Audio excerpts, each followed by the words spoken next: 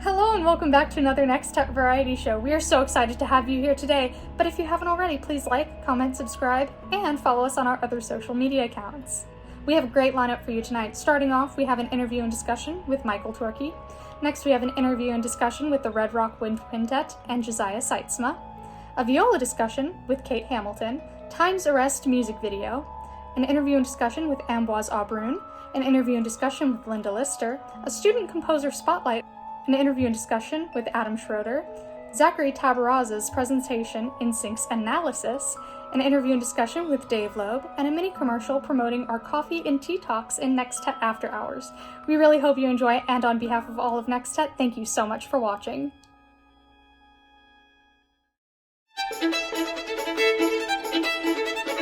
Hello, I am Dr. Jennifer Bellor, and I am the Artistic Director of the NEXTET New Music Series.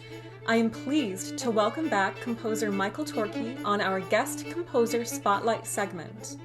Michael Torke's music has been called some of the most optimistic, joyful, and thoroughly uplifting music to appear in recent years by Gramophone, and the New York Times has hailed him as a master orchestrator whose shimmering timbral palette makes him the Ravel of his generation. For those of you who don't know, Michael's music was featured on a NEXTET New Music Series concert back in March 2019, and he met with the composition students last semester and gave a presentation on his most recent album, Being. Michael, it's great to have you back on the NEXTET series. Thank you for having me. So since we last spoke, you told me you are working on a new album project. What are you writing? And what has the process been like for you working remotely to make this happen? Well, it was last summer that recording and piece called Being came out. And whether we would have had the pandemic come into our lives or not, I had this plan that I wanted to release an album's worth of music every summer, maybe for the entire decade of the 20s. That, of course, presented some challenges once the pandemic happened, because how are you going to record? The answer appeared in the structure of how we did Being, where because of the intricate rhythms, we recorded everyone separately, and then we could edit to perfection. Remember, we released Being in August, so that was already, 5 months into the pandemic, and we mixed all of that remotely. So even as we were finishing up Being, we started recording the next project, which is Psalms, Lamentations, and Canticles. I haven't decided if I'm going to call it just Psalms or Psalms, Lamentations, and Canticles. 11 movements, or you could say 11 songs, lasting about 41 minutes. That the difference is that we have these backing tracks of about 19 instruments, and we will feature a singer. While I was doing all of that recording and editing, I wrote a whole new album for the summer of 2022. And again, it draws from the idea of recording people in their home studios. This one is different. It's going to be 45 minutes of music, but the way I characterize the difference is, if you think about Being as having the 9 parts, there were 9 ideas. When I was finished with that, I thought, I completely failed with that project, because why do you need 9 ideas? When you write a novel, you don't have 9 plots, you have 1 plot. Why couldn't I write an album's worth of music with 1 idea? And so that was the conceit of this 2022 project. And the other thing that it does, notice in Being, there are these long stretches of drone instruments that I put usually in the brass, sometimes in the winds. This time I thought all the drones are going to be by 4 wordless female singers going ah, which is a very pop thing to do, but it's also a very haunting kind of, especially when they do it with non-vibrato, doing 16-bar crescendo decrescendos of the drones going through. It's also a similar style of Being, except 1 idea rather than 9 ideas. How do you divide your time on a daily basis in order to accomplish everything that is involved with the publishing, marketing, and production aspect? One column is composing. One is business stuff, which includes, well, all of the business, the phone calls, the letters. I actually have this work stopwatch thing, and I like to clock at least 8-hour days, if not more. So whenever I start working on something and then I get tired of it, then I jump over to another column and do that. And I just work all day. And the only breaks are make lunch and read and take walks. And then all of a sudden, the sun's going all the way from it's setting over there. Oh, another day has gone by. And do I really want to watch a movie? There's always the drink, But I'm getting tired of watching movies, so I'd rather read at night. And then I go to bed early. I mean, really early. Sometimes as early as like 6 p.m. And then I wake up at 3 a.m. and start the day again.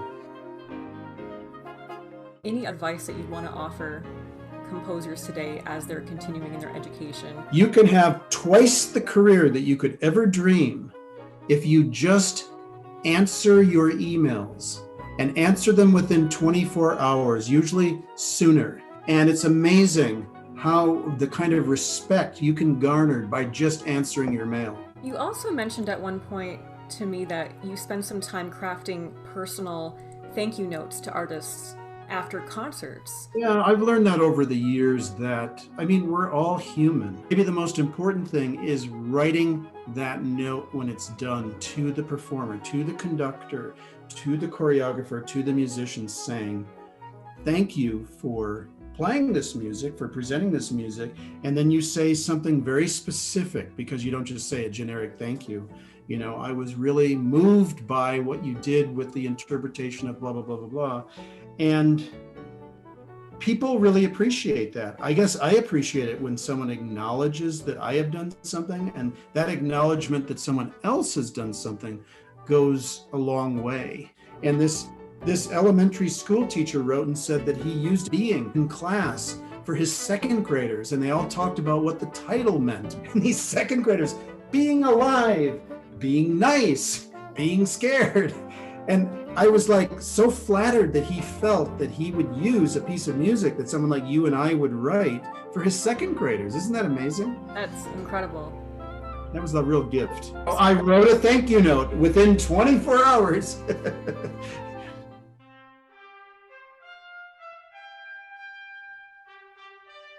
Any other advice that you want to offer? Well, yeah, I'd like to give some kind of advice. I don't know if I can put this in words in the right way. So I'm going to tell a little story that kind of encapsulates my point. I gave a presentation to the University of South Carolina, and at the end I was presenting my music, saying something a little bit outrageous. I said, here I've been doing this for 4 decades, and in a certain way, some listeners say that a piece like Adjustable Wrench, written in the 80s, is no different from a piece like Being, written in 2019, almost 4 decades later. And I said, does that mean that I'm just going in circles or something? I wanted to see what people would say.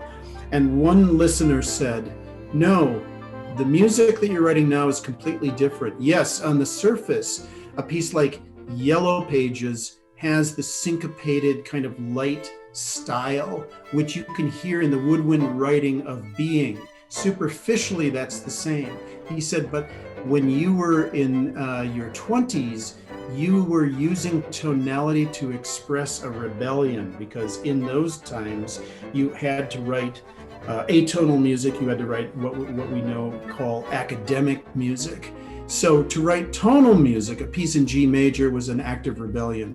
Whereas he said now in a piece like Being, you are comfortable in your skin and you're kind of just doing what comes naturally. And he said, I can hear that. And I thought, I'd never even considered that. To the extent that that's true, it kind of teaches us a lesson that maybe we do our best just writing exactly what the impulse is, with no voice that says there's a kind of music that I should write, there's a kind of music that if I write, I will be taken more seriously.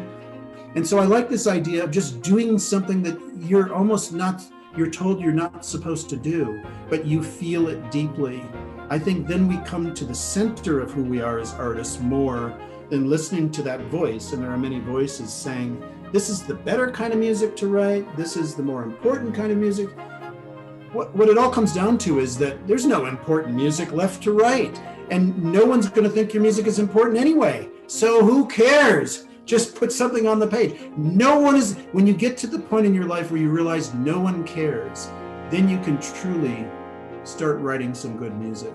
That's what I think. There was a story about a friend of mine who was taking from Joe Schwantner, the wonderful teacher at Eastman, who I studied with too. We were all freshmen. And he brought in, his name was Bob. Bob brought in his piece. And the teacher said, you keep gravitating towards the pitch E. Why do you keep going to these E's? There's all these other pitches you could go to. And Bob got all upset. So he threw out the music. And the next week, he wrote a piece that had like 89% E's all over the place. And then, you know what Joe Schwantner said? Well, this is really interesting. And he loved it. So there Bob felt like he was rebelling, and actually he was fulfilling maybe what Joe Schwantner couldn't quite say or was getting at from a different angle. So the act of rebellion isn't just because, you want to start a revolution, but it kind of engages the creative muscle in you to go against something. Would you also say that it may even help you focus on really strengthening the goal that you want to attain? Right. So maybe a teacher should say, I'm going to tell you 3 laws that and then all you students, I want you to rebel against it, and then see what happens. As a pedagogical exercise. Yeah, I like that. So thank you so much, Michael. This was so wonderful to have you here. Again, tell us, when is your next album coming out?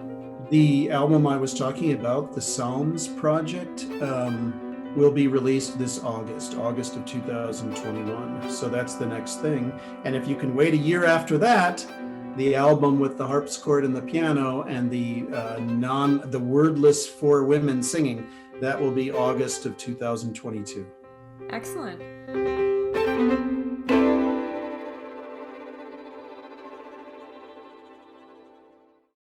Hello, I'm Dr. Jennifer Bellor, and I'm excited to welcome the Red Rock Wind Quintet and composer Josiah Sytsma to the NEXTET Variety Show. Josiah's composition, The Fox and the Crow, written for Wind Quintet with narration, won the first annual UNLV Chamber Music Composition Contest. They will be recording the piece in May. Thank you all so much for being here, and my first question for all of you is this. What has it been like for all of you learning Josiah's piece and communicating about this project remotely to prepare it for recordings? So we've had several meetings about scheduling, about how to prepare, and Josiah was kind enough to create for us click tracks that are much fun. I think another member can talk about that later. So the good thing about the click tracks is that we can practice on our own. We don't need to be together at the same room at the same time. And also, it divides the piece in many small parts. So I think that will save us a lot of time while we are recording in the studio. But most importantly, it is super fun because Josiah put in fun animal noises at the beginning of every click track. So we start each section with a smile on our face. 1, 2, 3. That was one of those choices where in the process I didn't know if it was going to be a horrible idea or if it was going to be great, and I'm glad that they were forgiving about it because that was me being cheeky, which is not unusual. So yeah, there's all kinds of animal noises, and they actually put in some of the files that I sent them this list of the animal noises. 1, 1, 2, 3. 1, 2. Also, it's been great being able to do a piece that has narration. There's so little amount of work that has any narration for Wind Quintet, so it's been a really awesome change to be able to do something that has narration, actually practicing the narration. One bright morning, as the fox was following his sharp nose through the wood in search of a bite to eat, he saw a crow.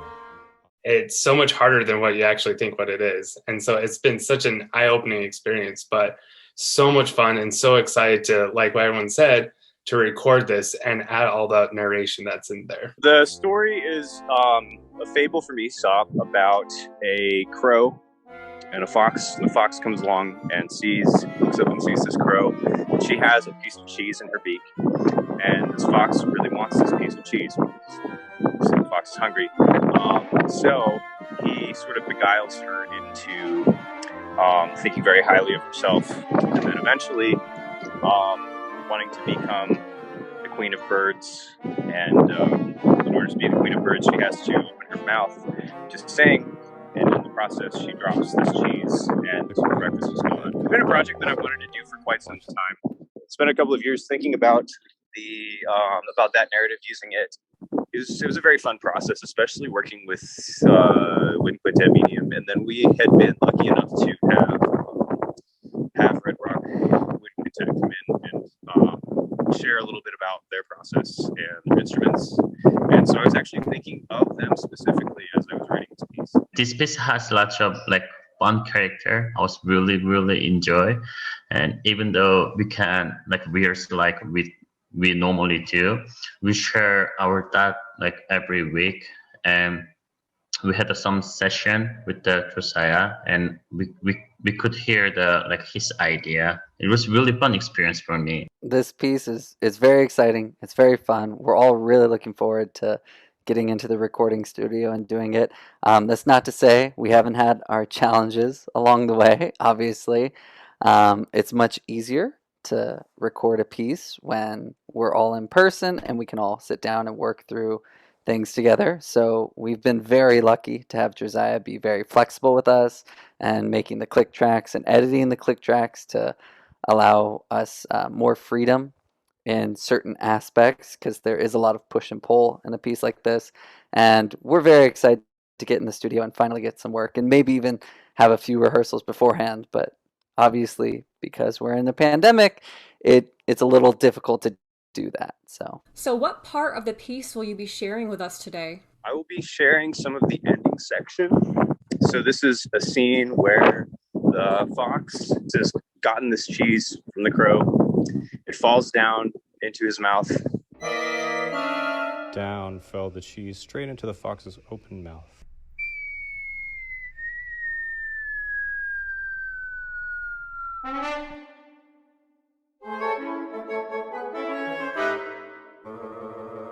A lot of the time, what I will do with a piece of music is I'll take quotations from pretty much anywhere. So this section is actually full of quotation. As soon as this cheese comes tumbling down into the fox's mouth, we hear the variation of some of the music, some of the motives that I had written before, mashed up with the little jingle that if you play Super Mario, then when he dies, that's that jingle. And then it also ends with this thing from Wagner that I've been using so many times. It's the opening from Tristan. Just that da da da da. 1, 2, 3.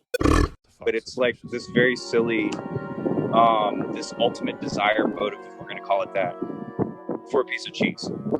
Sometimes I feel that I might have this never-ending desire of cheese, usually with a little bit of wine.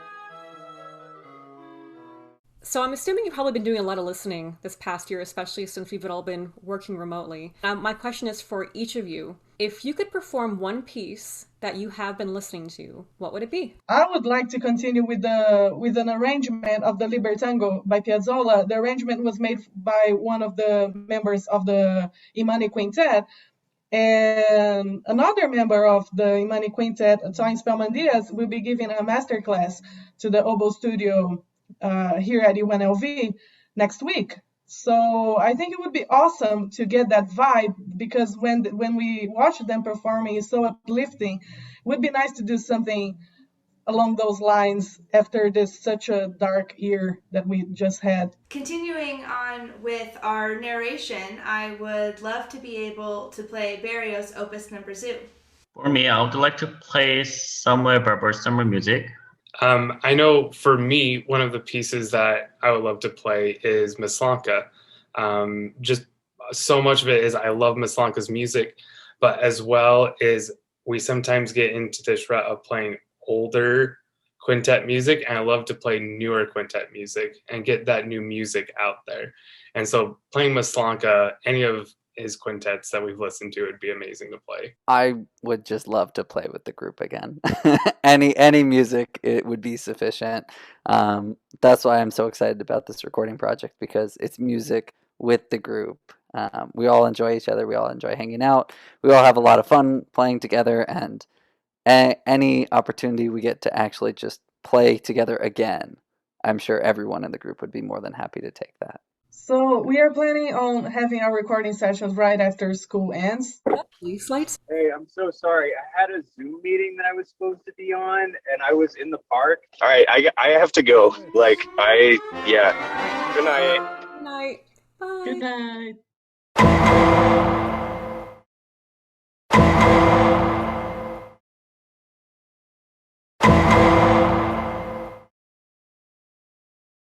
Hi, my name is Wendy. This is an excerpt from my piece, Seismic Shifts. There are influences from Philip Glass and from Albéniz, and you can hear in the way that the rhythms move, that this is very much inspired by those particular composers. I hope that you enjoy.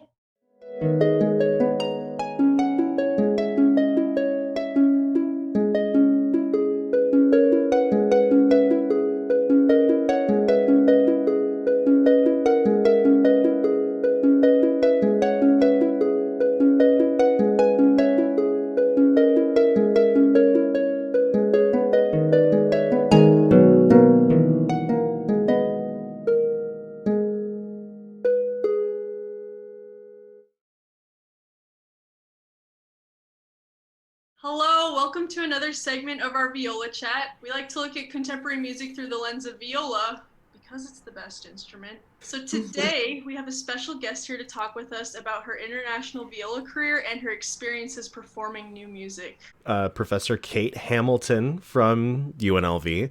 Did her undergraduate at Oberlin studying with Jeff Irvine, master's at Peabody with Karen Tuttle. Most recently, she played as a substitute violist with the Berlin Philharmonic. Hello, thank you for having me. So now we'll be asking a few questions just to get to know Professor Kate Hamilton a little bit more. What was your upbringing like? I grew up in a suburb of Buffalo, New York. My father was an eye doctor and my mother was a homemaker who later went on and got her master's degree in music history at the University of Buffalo. And she had a wonderful project editing Milton Babbitt's Mass. And when we were 8 years old, she marched us all down to the local music store and we all had to pick an instrument. So I picked the viola and it was perfect fit because I'm tall and I've got long arms and fingers. And so it was meant to be. I went into Oberlin and then I went into Karen Tuttle's studio at Peabody. And I was in her last class at Peabody. So next question, when did you get into new music? You know, as a student, my repertoire was very traditional. And it wasn't until I actually became a professor at Illinois State, one of the composers on the faculty, he wrote a piece for me and we recorded it and things just spawned from there. I went on to premiere it at an International Viola Congress in New Zealand. He took the fetal heartbeat from his wife's womb and he looped it, and it's this ostinato throughout the whole piece. And then above that he put the viola line soaring with live electronics, and then in between that a thick layer of other instruments. It's a hauntingly beautiful piece called Pulse Aria.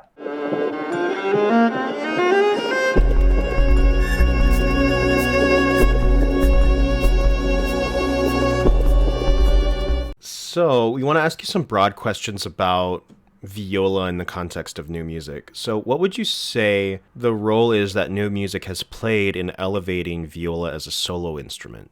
Well, I think anytime a composer can be heard and they pick the viola as a conduit for their voice, it's a win for our instrument. More audiences are hearing the viola. All right, now that we've talked about new viola music in a general sense, we have some questions about specific pieces that you've performed that, intrigue us.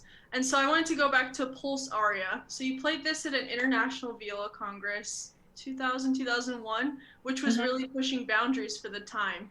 Could you tell us about what it was like to play that piece in a setting that usually puts a greater emphasis on the classics? I would have to look back at the program, but I distinctly remember feeling a little bit shy about playing a piece that wasn't standard repertoire or wasn't a piece that hadn't been discovered yet. But I had a really great response for it. And then to see it looped back in a strings magazine mentioned as a piece that needs to be played more was very validating and exciting. Now, while Nancy Van de Veet's Viola Sonata isn't necessarily 2021 contemporary, it was still written fairly recently, and you recorded it. So what are your thoughts on the piece? In 1975, she started the League, which is now the International League of Women's Composers. So she's been on the forefront of being a composer, a female composer, both in the United States, and she's permanently lives in Vienna now. So that piece had been recorded for violin, actually.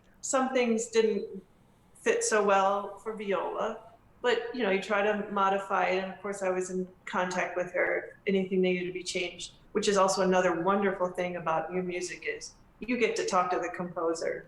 You get to know the composer. You get to ask questions.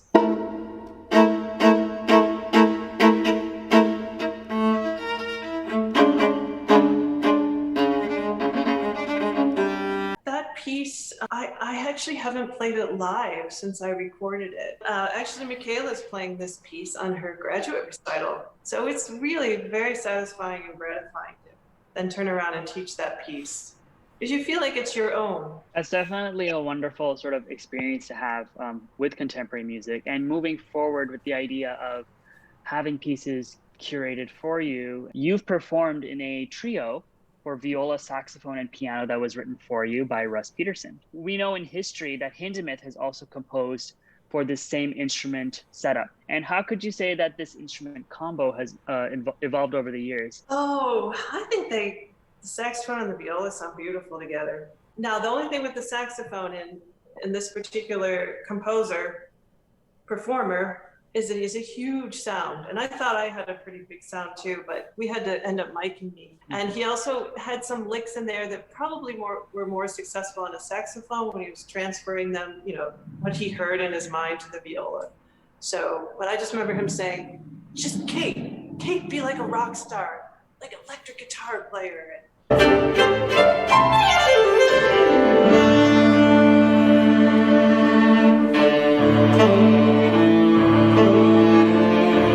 So you've performed Song of the Blissful, and the composer Max Sevagangis is actually a very talented violist himself. Could you tell us a bit about the composer and piece as well as your experiences performing it? I came across Max Sevagangis about 5 years ago. I was asked to play in a pocket ballet and to tour Italy. Max's piece was one of those works on that in that project. This piece particularly is so opposite of my personality.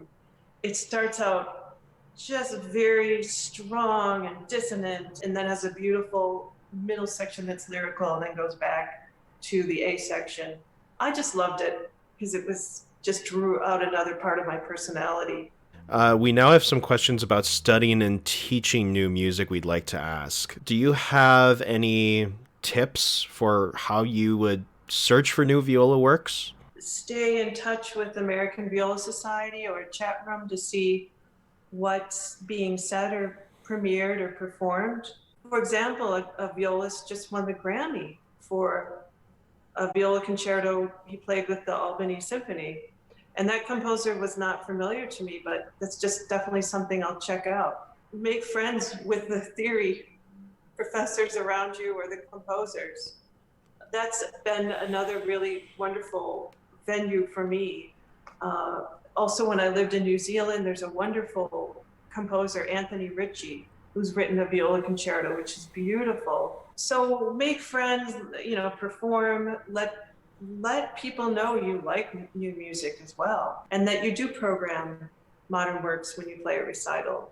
What sets learning and teaching new music apart from studying classics? Oftentimes the rhythms are more difficult and intricate. A wonderful discipline for a student or a professional. Oftentimes there's just new techniques to explore on the viola. So it's exciting to hear what new sounds you can make or ways you can use your bow. But I think in general, there's so many similarities that you have to have great intonation no matter what you're playing. You have to have a great sound, you know, different vibrato colors, different bow speeds. It's not that huge of a step to go into contemporary viola literature. One shouldn't feel intimidated or daunted, but embrace it with excitement because you are the the co-creator of this new piece. What are things that excite you about new music as a performer? Are there things that you don't like, things you do like about playing new music? Like, what are the pros and cons in your mind? Because there always are. Collaborating with the composer. For example, I just wrote an Italian composer the other day, Maurizio Bignoni, because I heard one of his caprices, and it turns out he's written 12 caprices for viola, and I'm just so excited to start learning them. So I love it when someone's excited about what I might potentially play for them. So there's that energy going. The few times when I've played really difficult pieces, they sat on my stand for weeks. It was just so daunting to get through even the first page rhythmically. And I would just say one little step at a time. If someone were to write you a viola concerto immediately, what would you want in this piece? I mean, the C string was what sold me when I tried the viola at 8 years old. So something really rich and lush and lyrical, but also the other side would be exciting and technical and pushing the boundaries of the technique of the viola. But I just love sounds that evoke a different instrument or a different period of music. So a very eclectic, lush work with not too difficult orchestra part, preferably string ensemble in the back. One more thing, preferably something that could be reduced, like string orchestra, but could be reduced to like a quintet. Yeah. So you could take it on the road. There you go. So who's gonna do it? Someone's gonna read it. We'll call it the pocket concerto because we can travel with it. So if any contemporary composers hear this, we have a very amazing violist who needs a piece written for her. That being said, we all just want to thank you for taking some time to speak with us, and thanks for joining us today. Thank you to everybody watching this interview. Thanks for joining us and nerding out with us on all things viola. We will be releasing, hopefully, an extended cut of this interview. Be sure to pay attention to the NEXTET Instagram and Facebook pages so you can stay up to date with everything, and be sure to subscribe to this YouTube channel so that way you can help us grow as a page with our online presence and just be part of every amazing thing to come. Thank you so much. Thank you, everybody. Okay. Hello, my name is Ambroise Aubrun. I'm one of the violin professors at UNLV. And I was born in France, Nice, south of France, and I studied violin at age 5. I used really the violin and music to travel, to meet people, and that's one of the things I love the most in this job is really, of course, we get to play incredible repertoire, and it's endless, and we constantly discover new pieces and new composers, and but also we get to meet people, and that's the one particular thing about music compared to other art form, maybe, where we do not exist if we don't share this, right? If we don't share with an audience, with our colleagues on stage. And that's one of the things that I think always drew me to music, and that's what I think it will always be part of me, because it's always about sharing these experiences. So for every other musician, there's been a very complicated year, and we had a lot of concerts and projects and tours that were cancelled.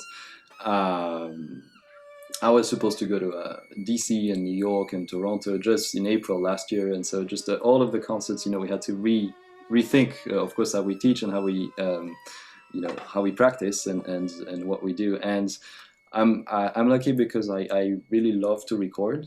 It's really a passion of mine to record CDs, and I released my second album in the fall, in the fall, just 2020.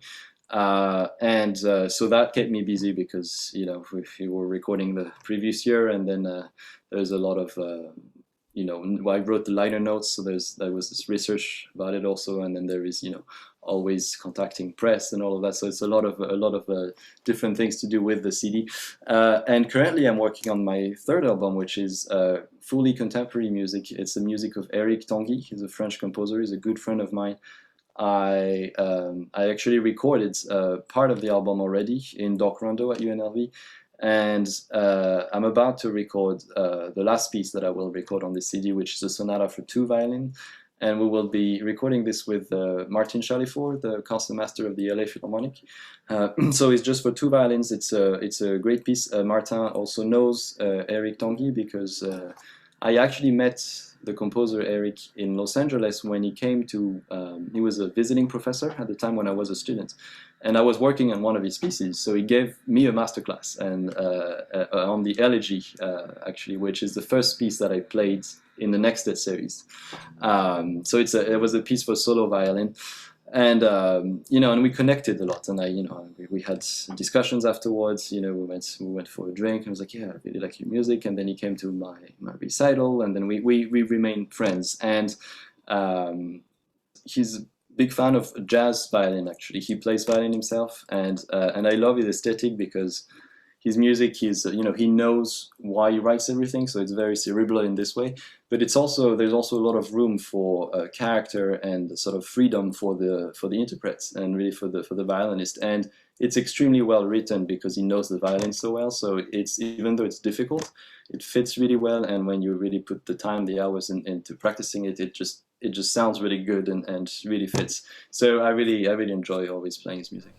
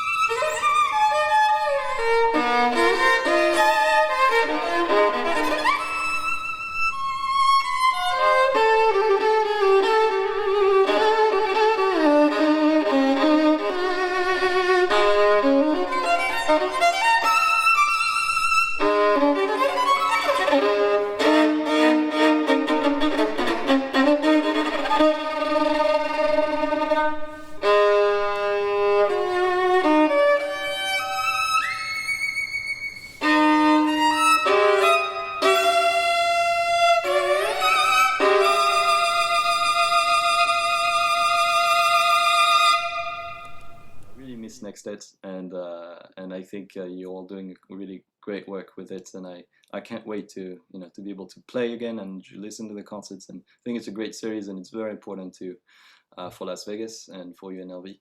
So no, thank you for keeping it alive and doing all this work during this very strange year.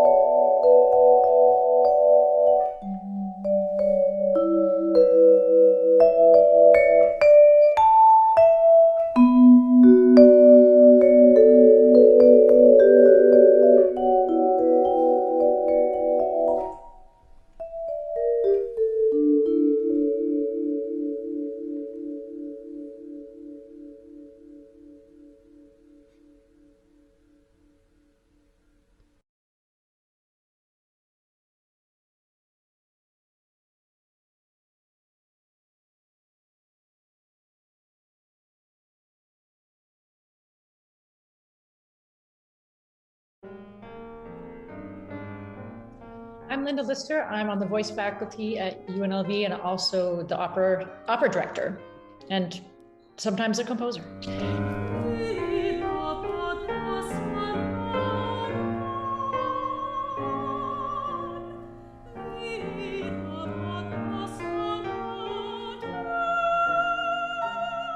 So I was very into musical theater in high school, and I took dance and was in musicals. And then when I went to college, I kind of discovered opera in its full form.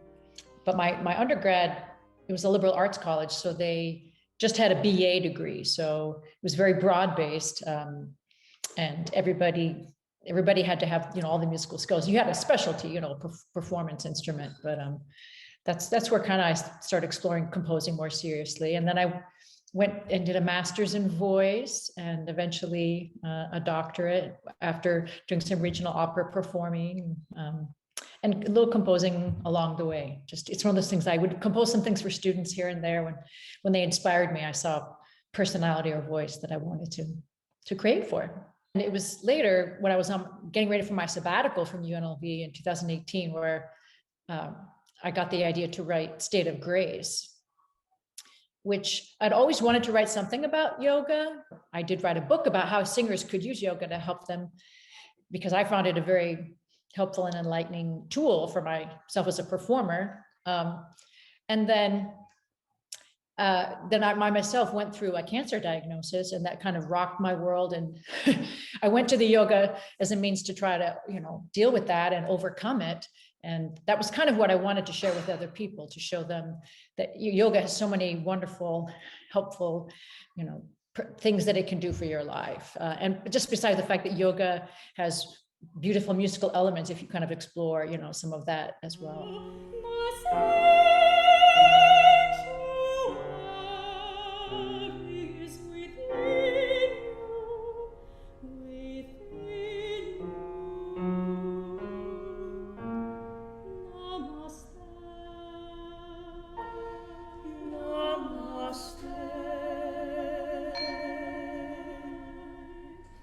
But just, some of the different, like, the meditation bells, the singing bowls, things like that they use. So I wanted to contrast that with the fact that this character is going through this, incredible health and mental crisis, and that suddenly she cannot control her thoughts, all these things that normally she could just, hit the bell and say her mantra and she'd be in a peaceful spot. And she's in this moment, but it's miserable and she can't function. So I wanted to juxtapose that and also show the funny side of yoga, because that kind of actually came more easily to me, because we all do goofy things.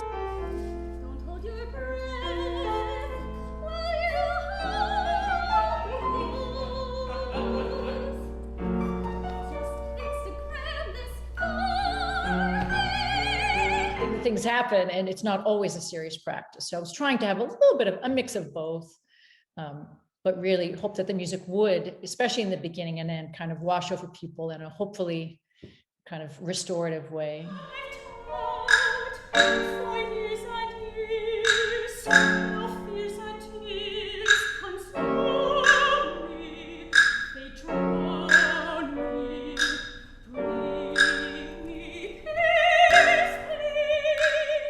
Talking about Grace in State of Grace, who's a yoga teacher, who was inspired by a woman I took some classes from. It was Yoga for Cancer Survivors. And it was an amazing class that helped me recover and trust my body. Because at first I was mad at my body. I was like, I did all this yoga and was a vegetarian, and why did you do this to me? Which is not a healthy mindset. But she showed me, and she was a cancer survivor herself, how you could reclaim your health and have positive thoughts again and all these things. And I think that she's, that character. And then I noticed after taking her class a long time, when I was thinking about writing the opera, I thought, well, no, I'm the other character. Now because I became someone that the other students in the class looked up to and said, oh, look, she made it. She's cancer free. I can be like her. So then I was like, oh, well, if I'm a model for them, maybe I want to share this to other people who are, struggling, or they're not through their positive mantras yet. They're still on the journey. So I guess I'm a professor, I'm a teacher. I want to help people. I want to teach people. That's what I've been doing for a long time now. And hopefully my music and the stories that I'm trying to tell can do that to people. I am free, I am cancer free, I am free, I am free. And then this more recent one, Body of Art, that I've written the libretto for, hope to start composing the music this summer.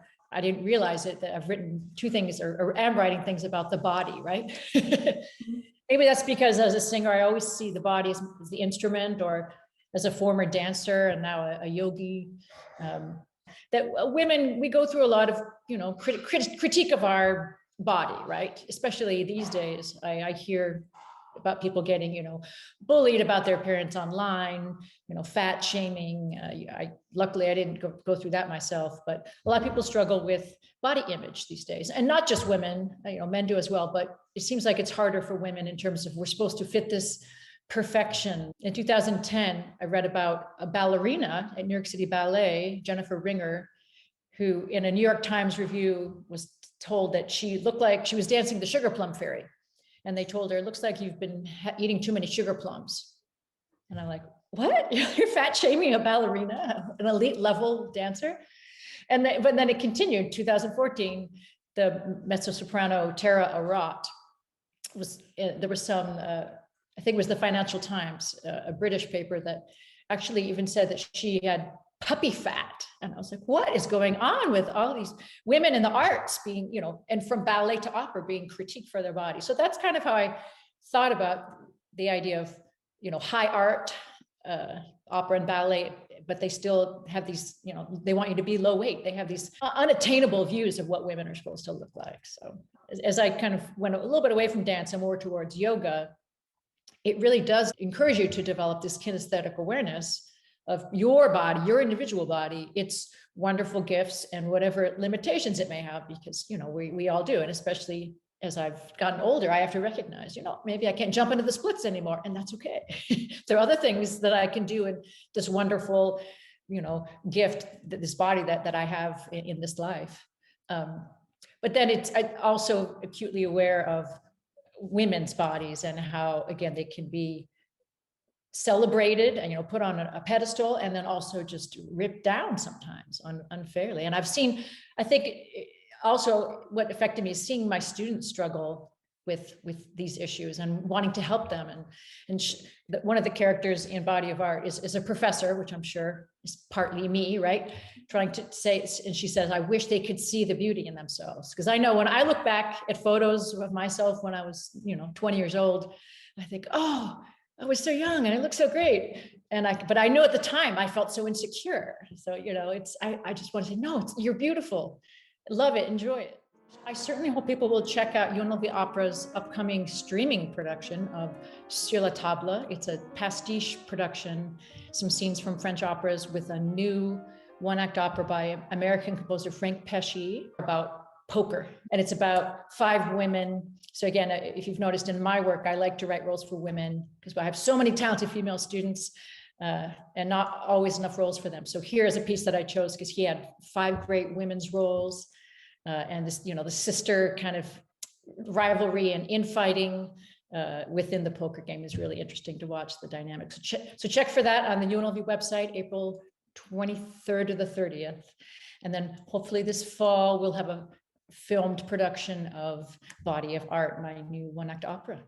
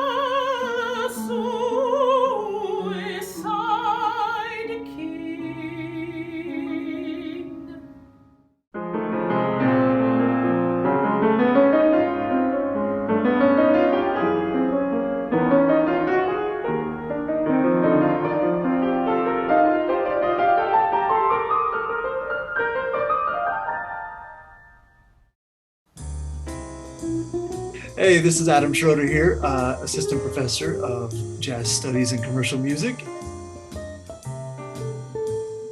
I have a couple jazz degrees, but I very rarely play jazz gigs. I'm just a versatile musician.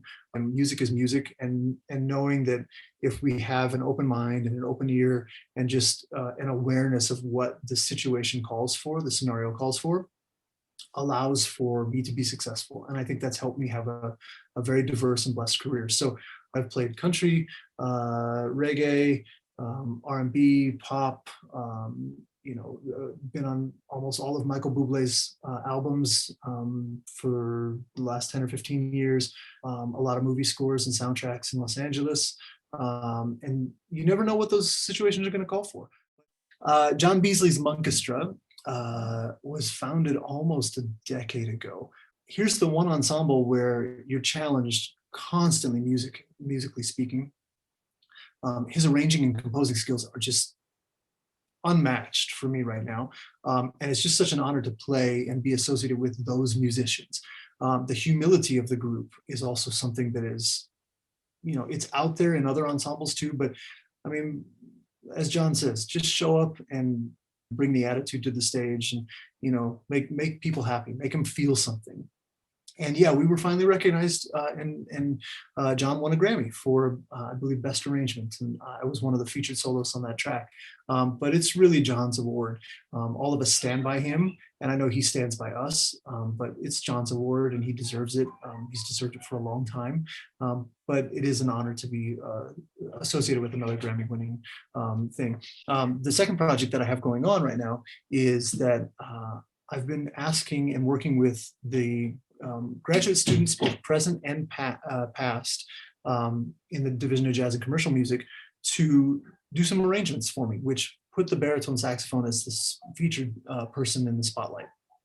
And so I have 4, possibly 5 done at this point. And the goal is to actually make a recorded project, utilizing all of UNLV's composers and arranger skills, bring their name into the limelight, while also offering the general world community more charts or arrangements where this instrument could actually be the focal point. When I got the job here, it was very important for me to address something in the saxophone world that we talk about, but we don't actually see a lot of action on. And so there was a classical studio and there was the jazz studio. I was the jazz teacher, and at that point, Mark MacArthur was the classical instructor. And I called a meeting between the two of us before the semester started and asked if we could do a joint repertoire class, a joint studio class, because the saxophone is just a saxophone. And last time I checked, music is just music. When we put parameters or titles on things, that's when we start having ego involved and ill feelings. That's my opinion, and some may agree with it, some may not, and that's okay. But for us here at UNLV, it was really important to establish a community of like-minded saxophonists where we could just experience in vulnerability and also expressiveness and complete inclusion, where we supported one another, what it meant to be a saxophonist. And in doing that, we wanted to, the collective goal was to establish all of what I just mentioned, but to build the character of a person so that when they themselves got out into the real world or started even teaching or playing during their time at the university, they would carry this mentorship forward, this ability to show that we are talking about an instrument and we are talking about music. So when we were able to do a search for our new professor, which is Dr. Shauna Pennock, who is an amazing colleague. And so over the past 2.5 years, almost 3 years now, we have just grown and grown and grown. And the students show up without hesitation. They perform, they comment, they share, they're actively engaged. It's a really easy class to be a part of, and it's great to work alongside each one of them. We, even as professors, we are still students of the music today. To embody that to our students and to mentor that to our students, to show them that we're not perfect either, I think brings a realness to the situation that allows the students to really feel like, all right, I can be who I want to be in this room during this hour and 15 minutes. And so that collective jazz studio and classical saxophone studio is just a collective saxophone studio. And yes, we do specialize in different elements of music or styles of music, but we have a general appreciation for every style of music that involves the saxophone out there. So I have chosen throughout the pandemic to really evaluate kind of what's important to me. Really taught me what I thought I knew about myself musically, but what, as it was stripped away from me, what I really knew about myself musically. So I was able to take this time, and while I've not been able to play with anybody, to assess the pre-imposed stress that I was bringing upon myself, that I was actually instigating in myself in a recording situation. I always looked at it as I cared and I didn't want to mess up in front of other people, but it was that last part that I didn't want to mess up in front of other people that was actually holding me back from really genuinely recording the best that I could. And I think all of us are hopefully addressing something like that in our own musical lives. And it's hard. It's a hard vitamin to take, but a very essential one. And I look forward to making music with other people once we can, live in person. Just seeing the inspiration coming from the UNLV student body and faculty body is truly inspiring. So.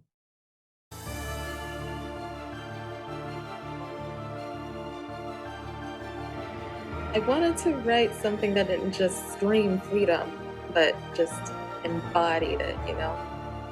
So back at this old house that I used to live in, I had this really cool view outside of my window of the mountains and the clouds, and then one day the sun was setting and it just looked amazing, you know?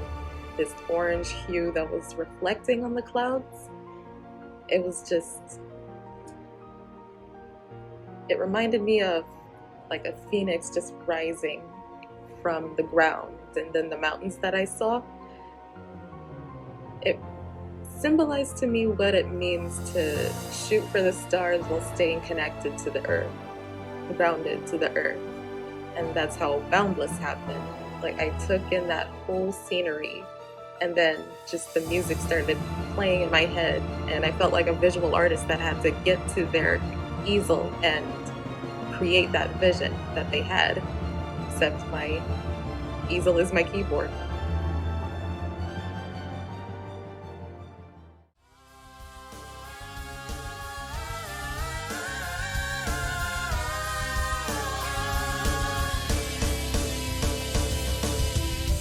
When I wrote Rage, the news came first, the feelings came second, the music came third, and then the lyrics came last. Now, what I mean by that was that there wasn't a day where the news wasn't on TV and I wasn't hearing about COVID and quarantine and murder and all of that stuff. And I was just so full of anger at that time, because it was just, you know, when you're an artist and you're an empath, it's a lot to handle. So I started suddenly thinking, if anger could talk, what would it say? And then I got inspired to write Rage. So I composed the music first, and then I was able to come up with the words.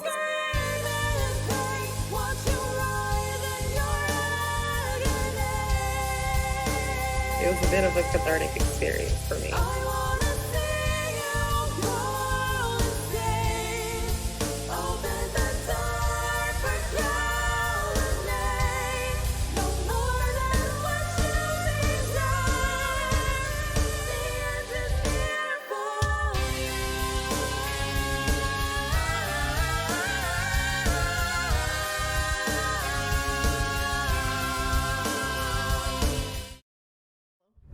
My name is Zachry Taburaza, and today I'll be talking about my analysis of Tearing Up My Heart by NSYNC and translating that into my playing for soprano saxophone. This presentation is intended for instrumentalists looking to play and learn from their favorite pop tunes. In terms of the song itself, Tearing Up My Heart by NSYNC, it's relatively old. I wouldn't be surprised if you haven't heard of it. Either you were born before its time or you were born after it. It was made around 1997, so go ahead and take a listen to it. It's tearing up my heart when I'm with you. but when we are apart, I feel it too. And no matter what I do, I feel the pain, with or without you. The goal of this mini project of mine was to break down several aspects of pop vocals and adapt them to soprano saxophone. It also represents how a seemingly casual song can still provide a great learning opportunity to those who are close enough. So why did I choose this? Why did I choose NSYNC? Because I had a personal connection to this one. So here are my 4 reasons why I chose NSYNC. 1. The song is awesome. Let's leave it at that. Number 2. I personally needed a piece that made me connect to my horn more naturally. I've heard the song since childhood, and I know how to sing it well. Sing it well is a bit subjective. I guess the real point of what I'm saying here is that I have fun while singing it, even though I'm not the best singer in the world. If you're a vocalist, I apologize in advance, okay? Next, my 3rd reason is this is a project that allows me to use a wide variety of my experience, which allows for an interdisciplinary cross between saxophone performance, text setting within composition, and vocal phrasing. The fact that I get to use both of my degrees at the same time, being able to bring things out through the horn while also using some of my abilities that I learned from composition was very satisfying. And my 4th and final reason for learning NSYNC is this song is awesome. Let's leave it at that. Let's start with step 1. Learn the basic melody. Sit down, listen to the music, play the melody back on the horn. It's pretty simple. Use your ear training. And if you aren't the best in ear training, this is a really good exercise for that too. Step 2. Let's talk about vocal ornamentation. Listen closely. Ask yourself what little things are the singers doing that are out of the melodic contour. So I am actually going to refer to the chorus of Tearing Up My Heart for this. It's tearing up my heart when I'm with you, but when we are apart, I feel it too. And no matter what I do, I feel the pain, with or without you. One thing I notice is around this part, and no matter what I do, I feel the pain. There's actually a small ornamentation in there. The basic melodic contour is do do do do do do do. However, if you listen closely, you can notice the small vocal slides in there. And no matter what I do, I feel the pain. Those things are a little bit harder to catch when you're casually listening, so it's very, very important to listen closely to these things because there's such cool things in the vocal minutia that you can catch that you could probably put into your horn. Step 3. Find the lyrics, go ahead and search them up on Google, and then talk your way through them. What words naturally accent, and what words are emphasized in the context of the music? It's tearing up my heart when I'm with you. Tearing up my heart when I'm with you.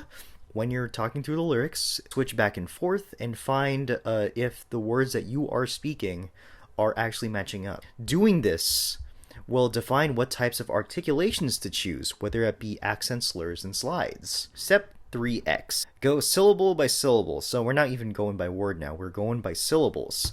And mark which syllables have accents and which don't. Try to find the feet, the syllabic groupings. You could see that every time I had a unaccented syllable, I put a small red U, and every time I have an accented syllable, I have a red slash. Use this technique when you're unsure of what is important. Sometimes even the text setting breaks the scansion. Let's take Feel the Pain. Here are 2 things that I noticed. 1. The Feel the Pain is accented in the lyrics. This includes both the original one over in the beginning chorus, and no matter what I do, I feel the pain. And in the second variation, and no matter what I do, I feel the pain. The is actually raised above the pain. So what I interpreted from these 3 words is that the reason why we wanted to break the scansion is because we want to emphasize that. Feel the pain. So the way that I would put this down is I would accent all 3 beats. And the second thing I noticed from this is pain has a vocal turn. The twisting motion of a turn is an example of text painting. These are always things to look out for. Feel the pain. Just a little bit of a turn right there. Some possible further steps you may want to look into: analyze each of the boy band members' ranges to facilitate dynamics and timbre. Maybe a theme and variation set for the chorus. Write a sax ensemble version, that's just me personally. And find a way to bring the boy band personality into stage presence. I'll leave that at that. My conclusion of all of this is that after getting over the initial awkwardness, I found that looking deeper into the songs that we casually listen to helps me with my listening and playing. And most of all, this helped me with how I want to present myself as a player, not just as a classical saxophonist. Throughout the years, when we are going through our academia, we sometimes forget why we decided to pick up music in the first place. We forget to have fun. We get so busy trying to get things right that we forget to connect our emotions. For me personally, I was told to kind of suppress them at first because going through my emotions, being emotional throughout my piece always led to riskier maneuvers and the possibility of making a mistake. However, the heart kind of disappeared.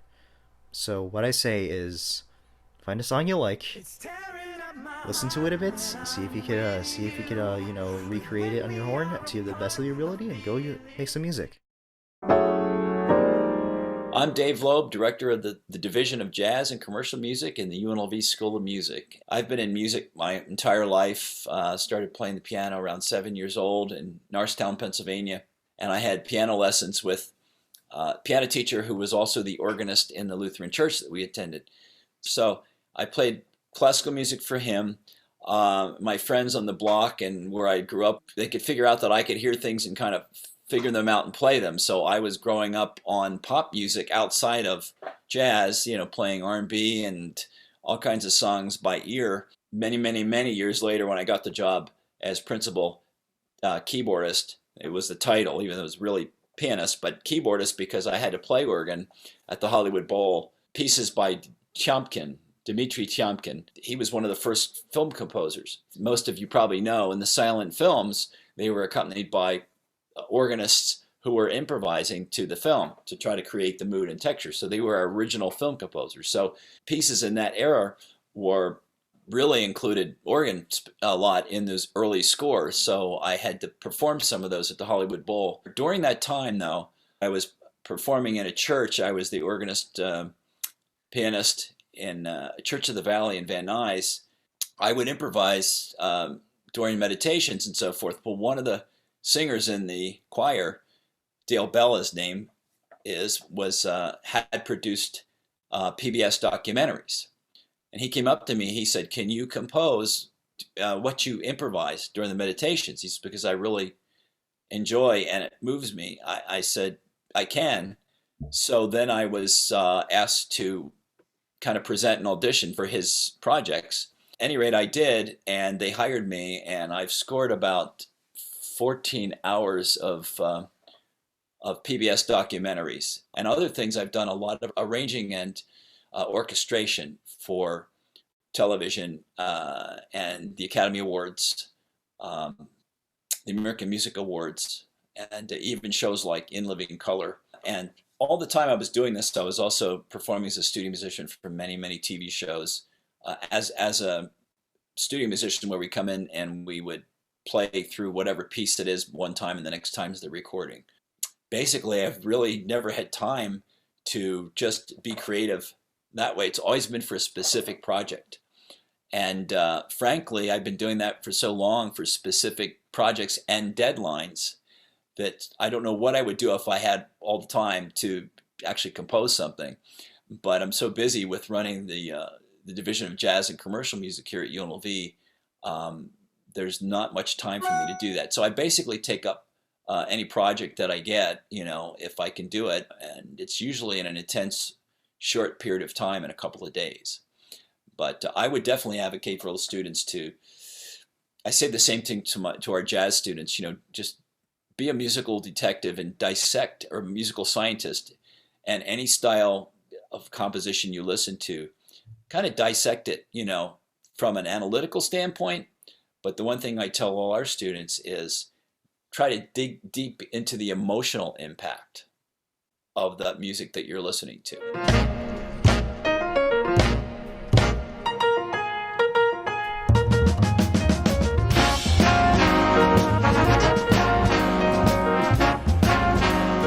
Well, we are planning a virtual spring concert festival.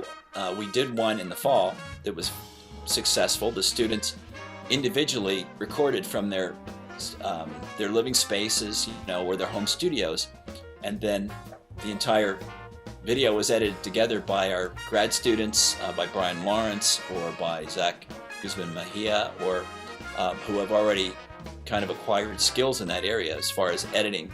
So we would create a click track. They would play to the click their individual parts and even their solos, and then we would edit the entire piece together. Some of them we had videos.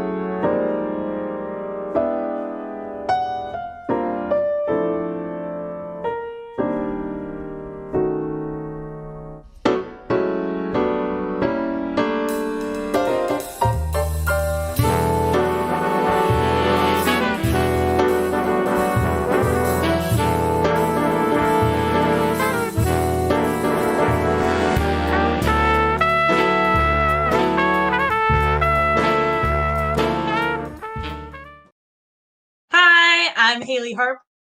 I'm the senior editor of Beyond Thought Creative Arts Journal. Hi, I'm Janie Rose. I'm the co-marketing manager of Beyond Thought Journal.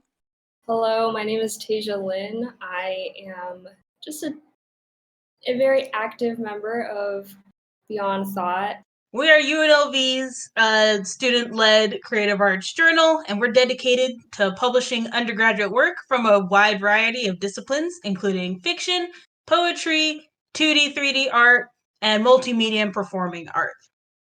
As the co-marketing manager, I help manage the social media platforms, including Instagram, mainly, Facebook, TikTok, and LinkedIn.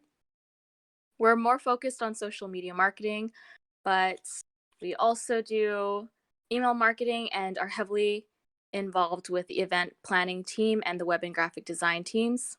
We also help with making sure students are showcased in our online creative arts journal of multiple mediums, which actually the deadline to submit is on Saturday, April 11th. On Saturday, May 1st, that is the date when all of the accepted works will be published on our website, beyondthoughtjournal.com. Soon after, on Saturday, May 8th, it will be released in a beautiful e-magazine format. So the club first started in August 2018, but it took like 2 years for us to finally put out our very first issue, which was last semester. And there's been a lot of people that have come and go who have left a huge impact on us.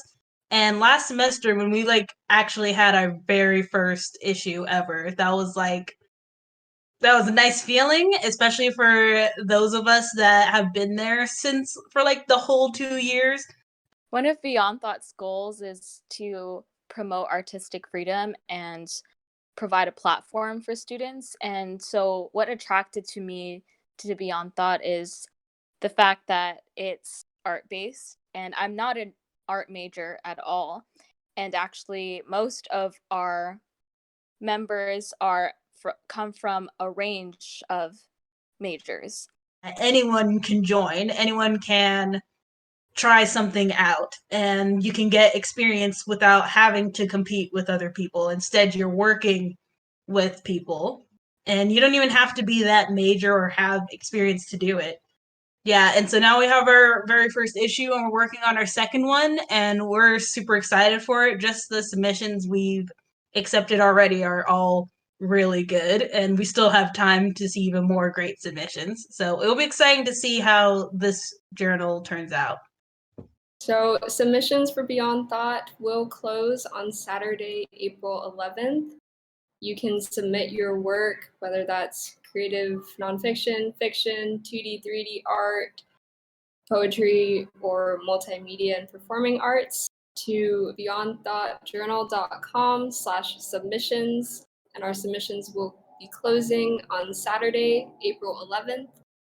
So be sure to get your work in. And you can follow us on Instagram, TikTok, Facebook, and LinkedIn at Beyond Thought Journal. And the spring 2021 issue will launch May 1st. And you can even see the e-magazine, and the printed version will be available May 8th. Bye!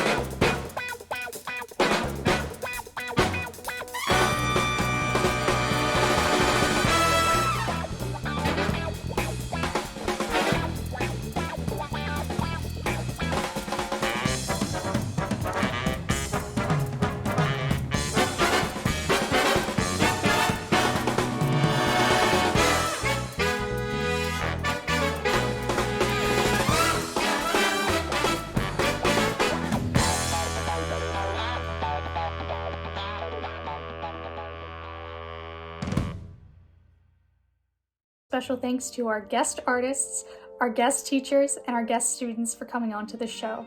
Without you, there wouldn't be a show, and we love the conversations and all of the fun we have. Truly, this has been an amazing experience, and we cannot wait to put out more content for you. Thank you so much.